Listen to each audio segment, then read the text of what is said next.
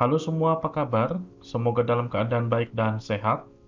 Pada sesi kali ini kita akan mendiskusikan tentang structure, salah satu bentuk composite data type di bahasa pemrograman C. Kita akan secara spesifik mempelajari mengenai konsep dan aplikasi dari structure. Kita mulai dari tujuan sesi kali ini. Setelah menyelesaikan sesi ini, Anda diharapkan mampu untuk menjabarkan motivasi dari perlunya melakukan enkapsulasi data. Yang kedua, Anda diharapkan untuk mampu menjabarkan konsep dasar dari structure. Yang ketiga, Anda diharapkan untuk mampu mengembangkan serta menggunakan structure dan nested structure.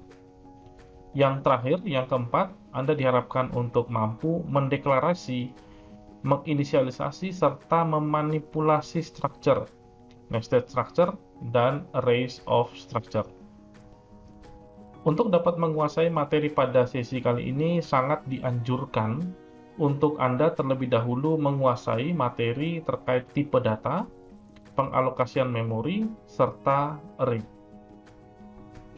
Subtopik yang akan didiskusikan pada sesi ini antara lain, yang pertama motivation atau background, yang kedua kita akan membicarakan mengenai konsep dasar dari structure, lalu kita akan membicarakan terkait array of structure. Mari kita mulai. Sebagai pengantar dari sesi ini, kita akan melihat sebuah case study yang akan kita pakai di sepanjang sesi, jadi mohon diperhatikan. Pada case study ini kita diminta untuk mensimulasikan sebagian dari proses pembelajaran. Jadi dalam proses pembelajaran itu ada 3 buah entitas. Entitas yang pertama adalah mata kuliah atau course, lalu entitas kedua adalah mahasiswa atau student, dan entitas ketiga adalah rencana studi atau enrollment. Jadi kan student itu mengenroll ke satu atau lebih mata kuliah gitu ya. Jadi enrollment namanya. Nah, untuk setiap entitas itu terbentuk dari nilai-nilai. Jadi misalnya contoh nih, sebuah mata kuliah itu terdiri atas atau dibentuk dari nilai, ada kode mata kuliah, ada nama mata kuliah, ada kreditnya berapa SKS gitu ya. Lalu nilai minimum untuk dapat dikatakan lulus atau passing grade-nya.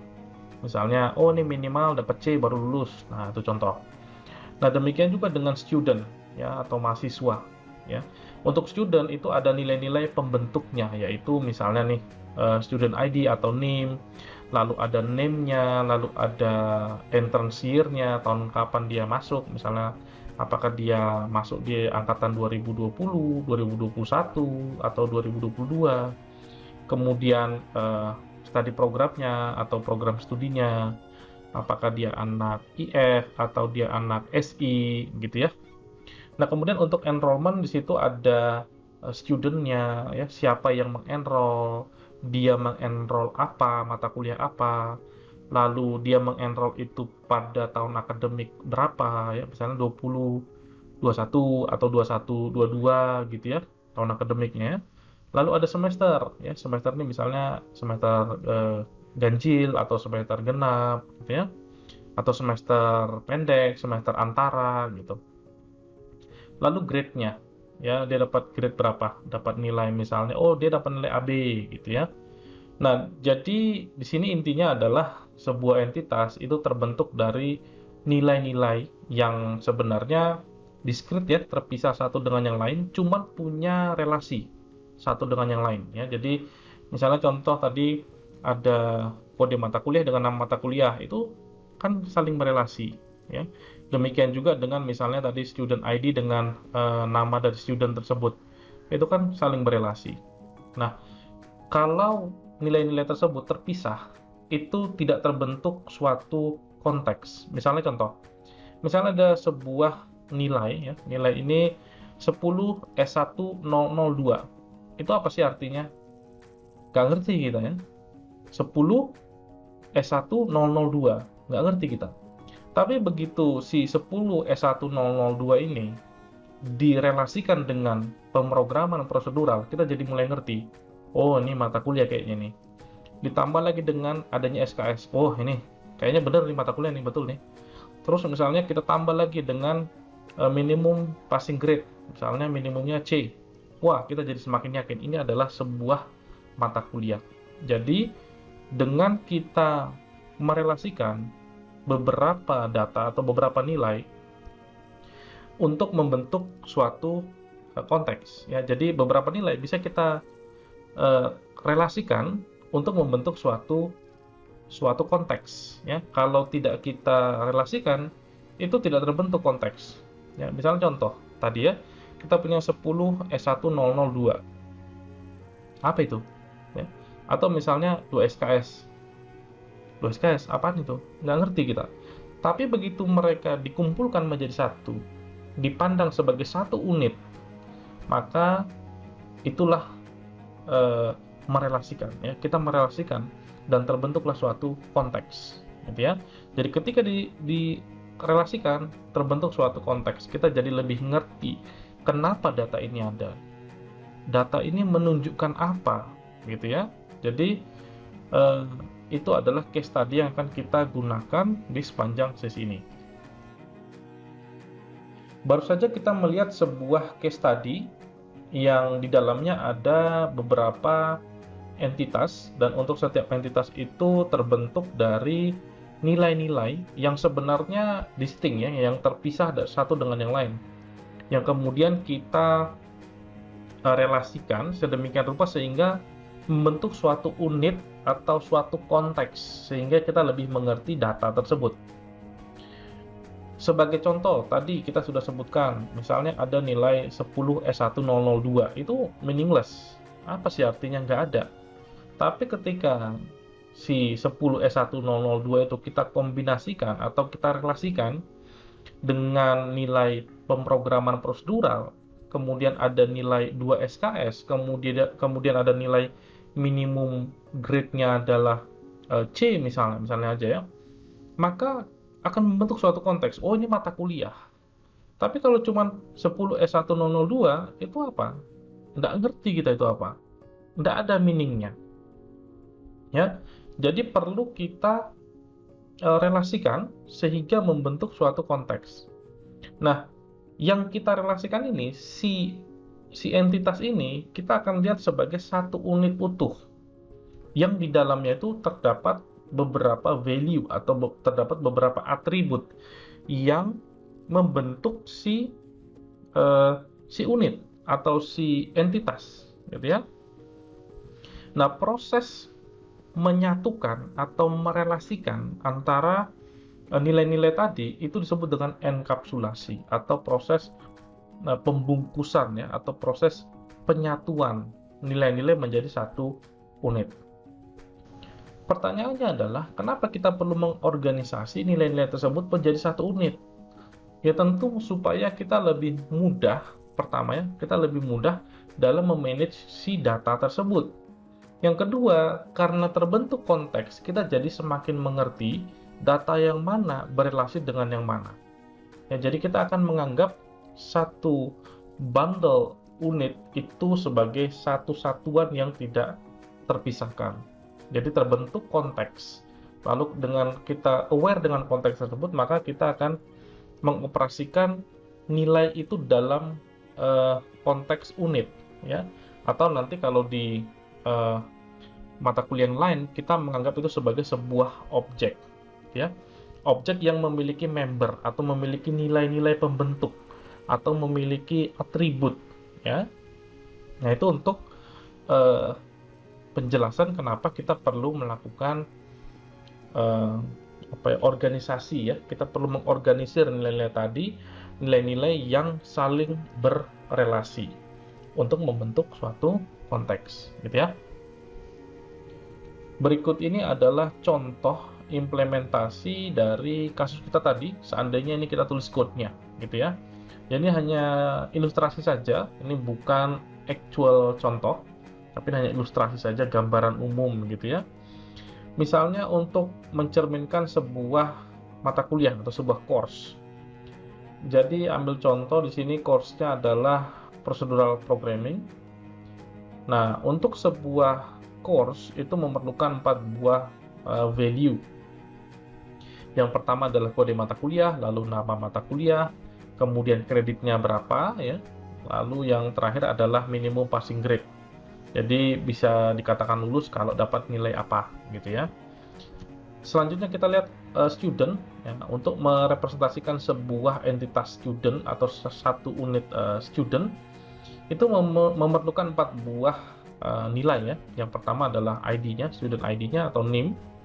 Kemudian name-nya, lalu tahun masuk, misalnya 2020, 2021 dan seterusnya. Lalu study program atau program studi ya, di mana si mahasiswa tersebut terdaftar ya. Lalu untuk enrollment atau rencana studi, di sini digambarkan atau direalisasikan dalam beberapa value. Yang pertama adalah siapa studentnya, student ID-nya, lalu course yang dia enroll yang mana, lalu kapan di enroll, ya tahun akademik mana, apakah 2021, 21-22 dan seterusnya gitu ya. Lalu di semester mana, di semester ganjil kah, genap kah, atau di semester antara atau semester pendek. Lalu dia dapat nilai berapa? Ya nilainya misalnya nilai dia AB gitu ya. Nanti bisa kita cocokkan dengan passing grade. Apakah dia masuk ke passing grade atau tidak gitu ya. Nah, itu contoh untuk merepresentasikan entitas-entitas pada study case kita tadi. Kita akan mulai masuk ke subtopik inti pada sesi kali ini, yaitu mengenai structure. Jadi structure ini sebenarnya berada satu kelas bersama dengan array, di mana keduanya sama-sama mampu menyimpan lebih dari satu nilai ya, atau komposit gitu ya. Nah, bedanya untuk array itu setiap nilainya itu disimpan dalam elemen. Nah, elemen ini diakses melalui indeks ya, mulai dari 0 sampai n-1. Nah, untuk array, semua nilai yang ada di dalamnya itu tipe datanya mesti homogen, harus sama semua tipe datanya, bukan nilainya ya, tipe datanya. Nah, berbeda dengan structure ya. Kalau di structure, pertama kita akan punya atribut ya, kita menyebutnya atribut untuk elemen ya. Kalau di array kita bilang elemen, kalau di structure kita sebut dengan atribut, atau ada yang menyebut dengan member, atau ada yang menyebut dengan property, itu sama saja.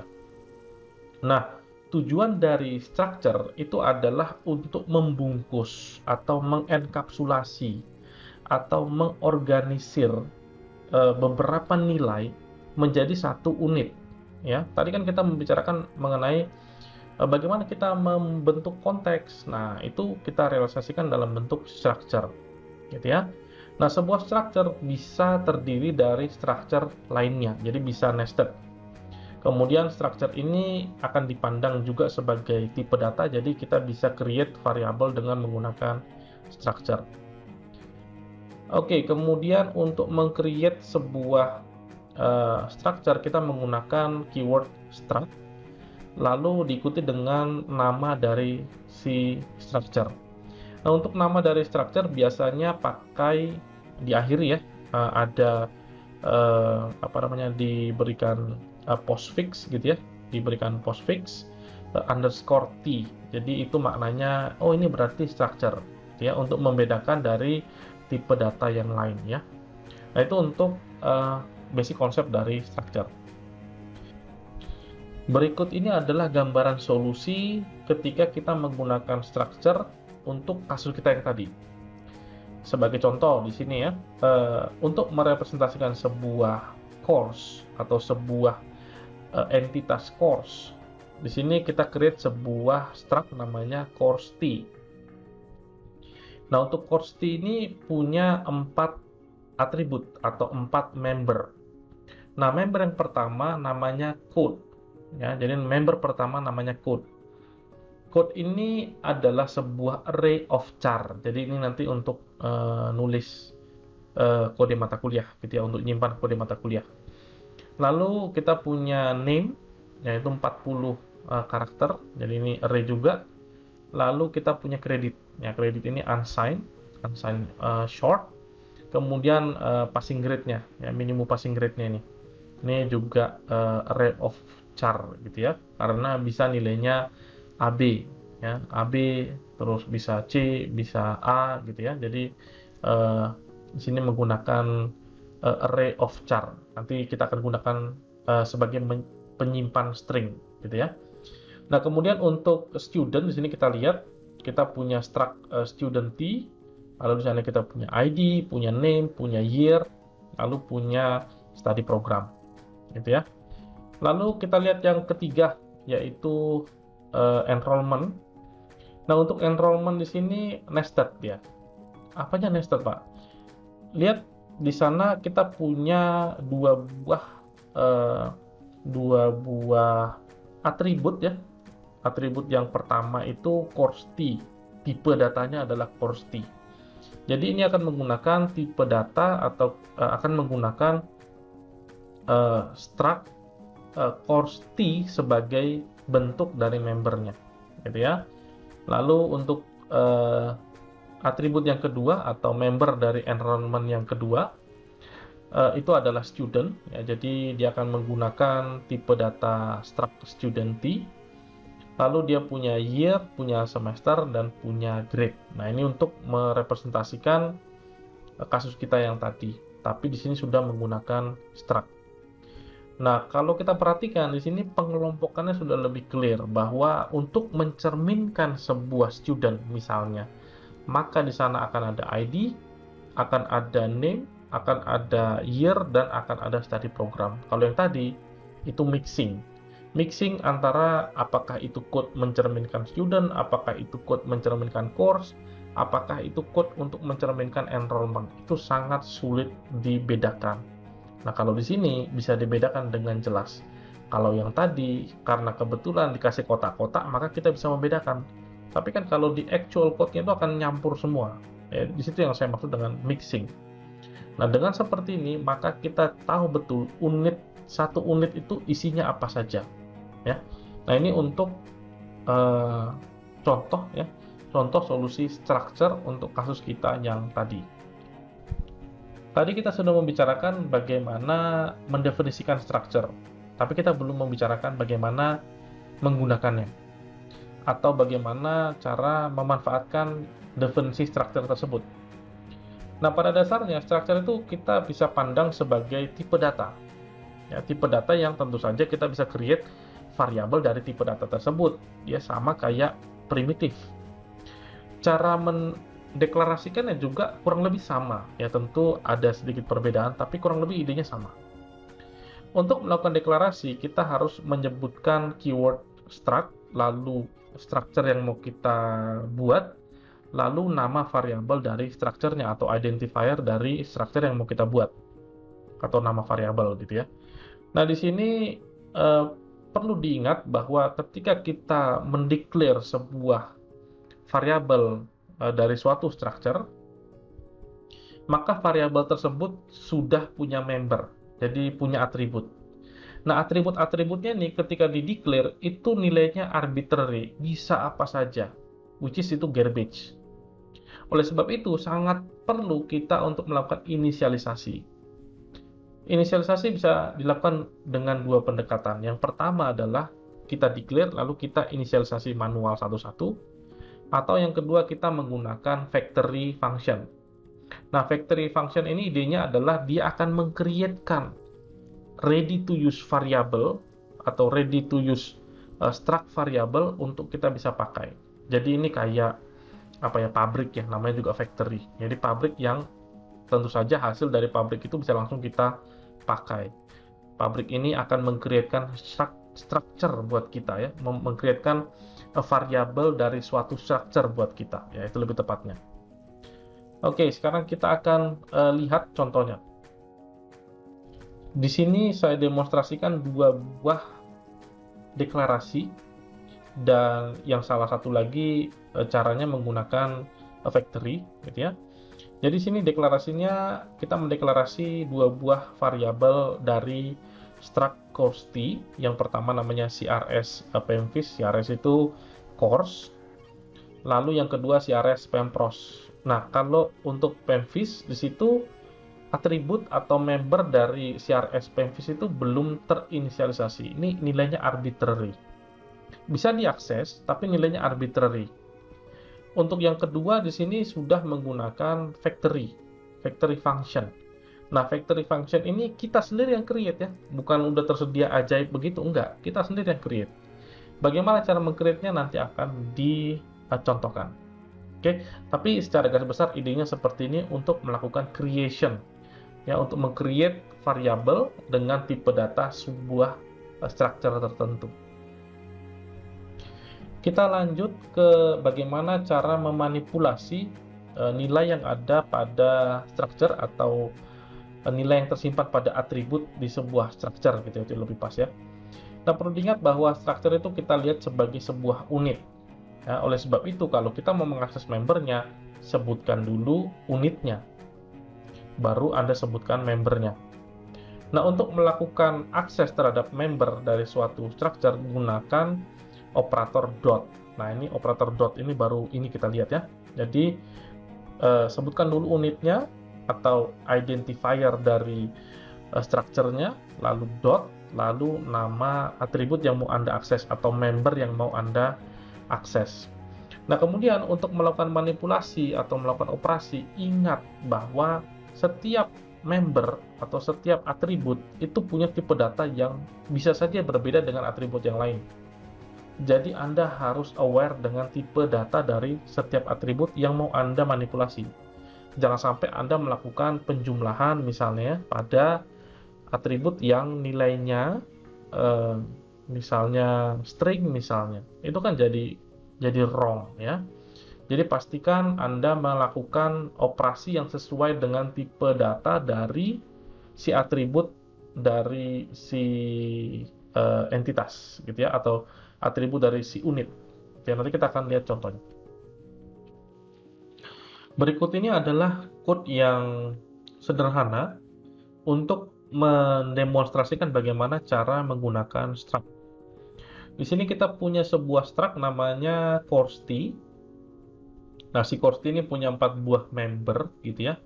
Namanya code, name, lalu ada kreditnya dan ada passing grade.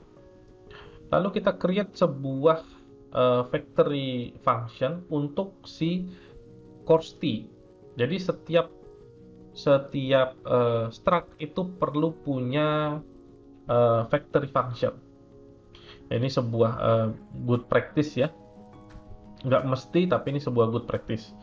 Jadi di factory function ini dia akan meng-create sebuah course T buat kita.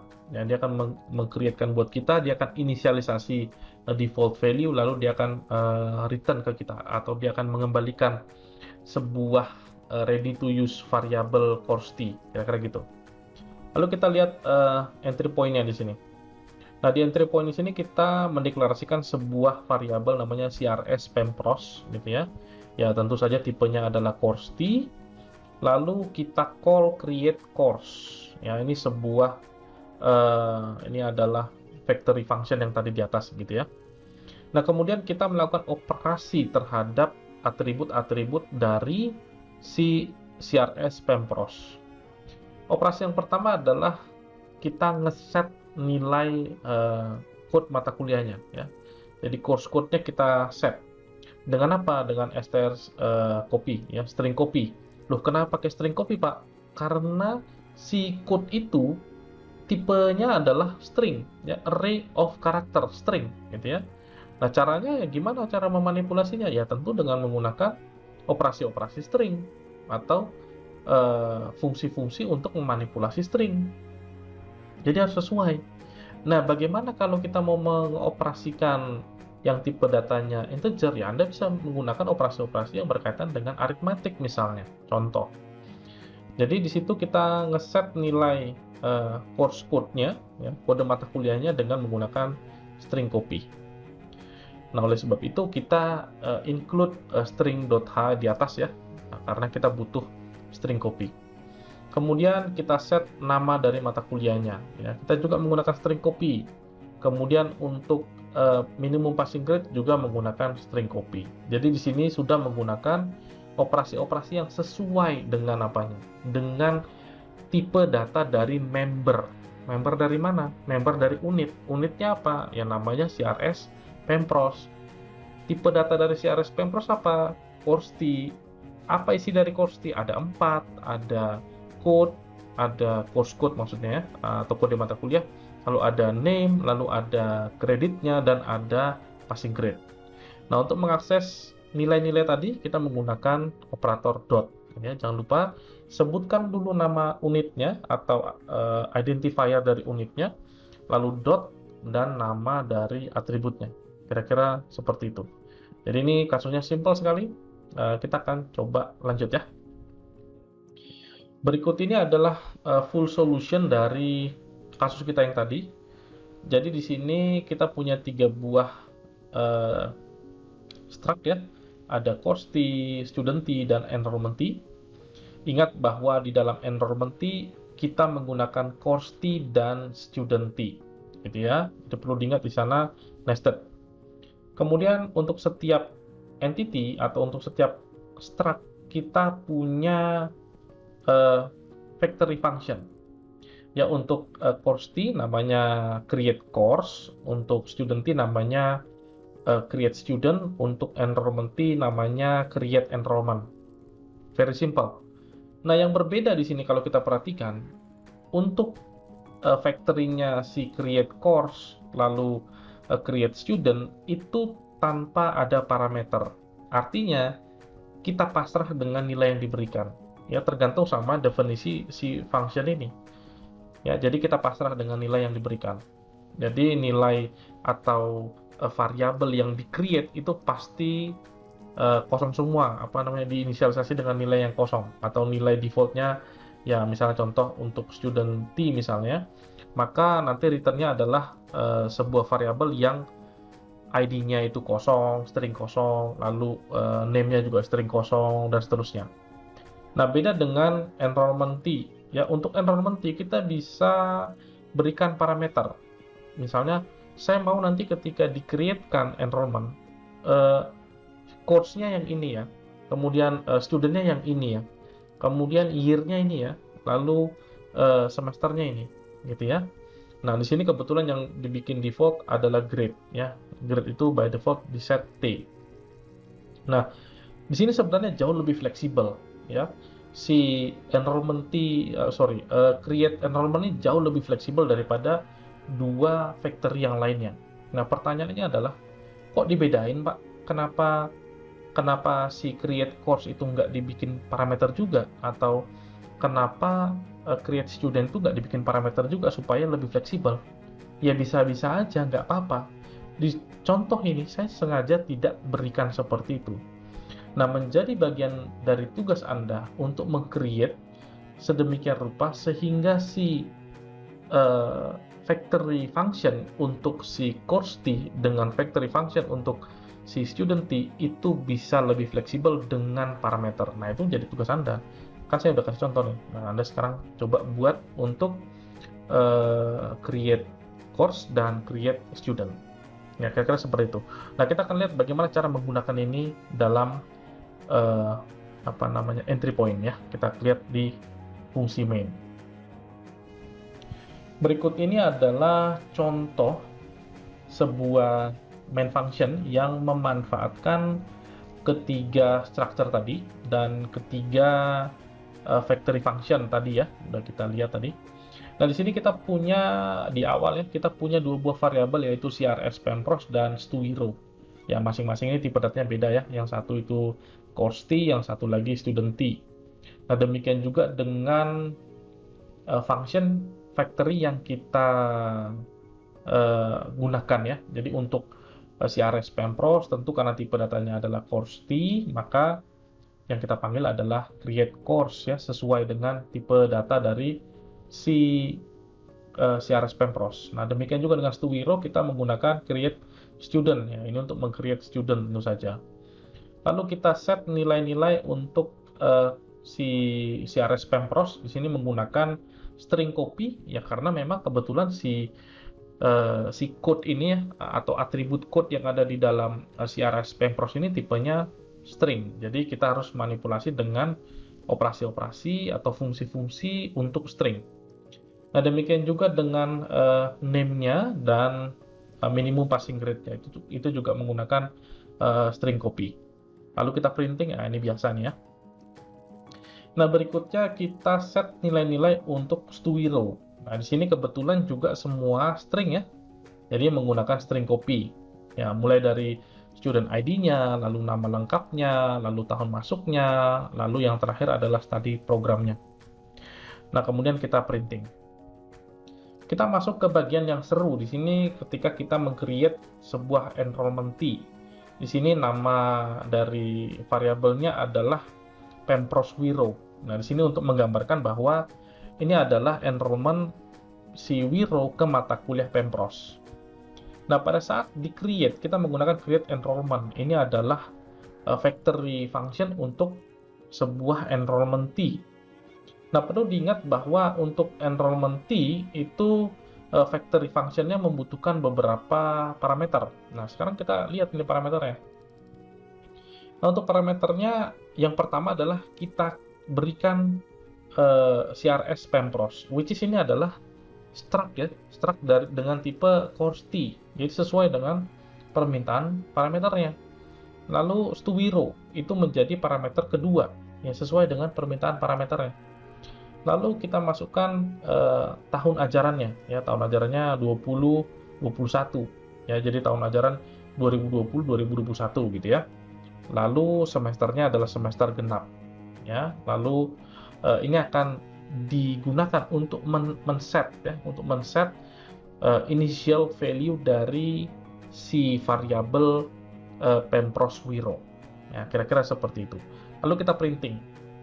Nah, untuk printing di sini juga unik ya. Anda harus ingat bahwa untuk Pempros-Wiro ini di dalamnya ada struct lain, yaitu struct course T dan struct student T. Nah, untuk mengakses nilai dari struct yang ada di bawahnya, kita harus mention dot dua kali. Yang pertama, kita menuju ke unit dari si Pempros-Wiro, lalu kita dot, lalu kita akses struct yang ada di dalamnya, yaitu misalnya nih ya, misalnya course, lalu kita dot lagi apa member yang mau kita ambil dari si course. Jadi ini kayak apa ya, bertingkat ya, kira-kira seperti itu. Tapi logically kita bisa ngerti deh kenapa dia dotnya dua kali. Nah, beda dengan kalau kita mau mengakses year dari Pempros-Wiro, itu ya langsung aja dotnya cuma satu kali. Kenapa? Karena year itu tidak ada di dalam nested struct. Ya, jadi Anda bisa bayangkan seperti itu. Nah, ini untuk contoh bagaimana menggunakan structure dan factory function ya. Jadi very simple, tinggal dicoba. Kita lanjut ke subtopik yang terakhir mengenai array of structure. Sebenarnya ini gampang banget juga ya, karena sebuah structure itu pada dasarnya tipe data biasa gitu ya. Cuman agak unik aja gitu. Jadi like-nya sebuah tipe data, kita bisa create array ya, array of structure ya. Nah, untuk mengakses nanti elemen-elemennya ya kita menggunakan bracket ya, pakai square bracket untuk mengakses elemen dari array-nya. Nah, di sini kita lihat contohnya ya. Nah, contohnya langsung. Di sini kita meng-create sebuah structure namanya courses ya, namanya mencerminkan bentuknya ya. Courses artinya kan banyak course gitu ya. Kemudian tipenya adalah struct course T ya. Lalu size-nya adalah 10 atau jumlah elemennya adalah 10. Kita bisa akses dari indeks ke 0 sampai indeks ke 9 gitu ya. Nah, sebagai contoh di sini kita akan create untuk elemen ke-1. Elemen ke-1 atau indeks ke 0 ya. Kita tinggal call aja factory-nya ya. Lalu untuk indeks 1 atau elemen kedua ya call lagi. Kita call lagi factory function-nya. Demikian seterusnya sampai indeks ke 9 gitu ya. Nah, terus cara kita menggunakan atau kita mengakses value-nya gimana? Ya, kita sebutkan dulu courses kita mau indeks ke berapa, lalu pakai dot, lalu nama atributnya atau nama membernya. Nah, kita akan lihat contohnya. Di sini contoh sebenarnya ini yang tadi ya, cuman di sini posisinya kita cuman pakai 2 dari 10 yang kita create ya, dari 10 yang kita declare, sorry ya. Jadi kita mendeclare sebuah array yang kapasitasnya atau elemennya ada 10, lalu yang kita pakai di sini sebagai simulasi saja, contoh kita hanya menggunakan 2, yaitu elemen ke-1 dan elemen kedua, ya, elemen pertama dan elemen kedua. Nah, untuk elemen yang pertama itu diindeks ke 0, ya, kita create dulu dengan create course. Lalu untuk mengaksesnya gimana? Mengakses nilai-nilainya, ya pakai courses, lalu pakai square bracket, indeks ke 0, dot code untuk mengakses code-nya atau kode mata kuliahnya. Itu very simple ya. Demikian juga ketika kita mau printing, gitu juga ya, kita pakai bracketnya dulu. Nah, bagaimana kalau kita menggunakan yang nested struct? Ya sama aja. Ya, jadi nggak ada bedanya ketika kita mau meng-create sebuah array dengan tipe primitif dengan array yang tipenya struct. Itu sama aja feelingnya.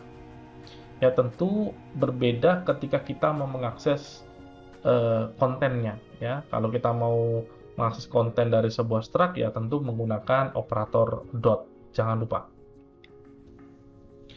Perlu diketahui bahwa struct itu ada di mana-mana dalam konteks bahasa C tentu saja. Misalnya nanti Anda main-main dengan sistem programming ya, bermain-main dengan operating system. Nah, itu Anda akan bertemu dengan struct banyak sekali. Misalnya Anda mau memodifikasi Postgres misalnya, Postgres, database Postgres, itu juga isinya C. Di sana banyak sekali strukturnya. Oleh sebab itu sangat penting bagi Anda untuk bisa ngerti ide dari struct. Dan ini menjadi dasar juga ke mata kuliah lain. Misalnya algoritma struktur data akan menggunakan ini, kemudian operating system akan menggunakan ini, lalu juga di mata kuliah seperti cases itu juga akan menggunakan ini, di object oriented programming juga in concept itu seperti struct ya. Jadi banyak sekali. Oleh sebab itu saya sangat menyarankan Anda untuk mencoba bermain-main dengan struct. Anda bikin case sendiri lalu Anda coba main-main. Baik yang single struct gitu ya, ada yang nested, ada yang array gitu ya. Silakan Anda coba main-main. Yang berikutnya adalah bagaimana dengan memory address. Kita belum main-main dengan memory address dari struct. Coba Anda printing.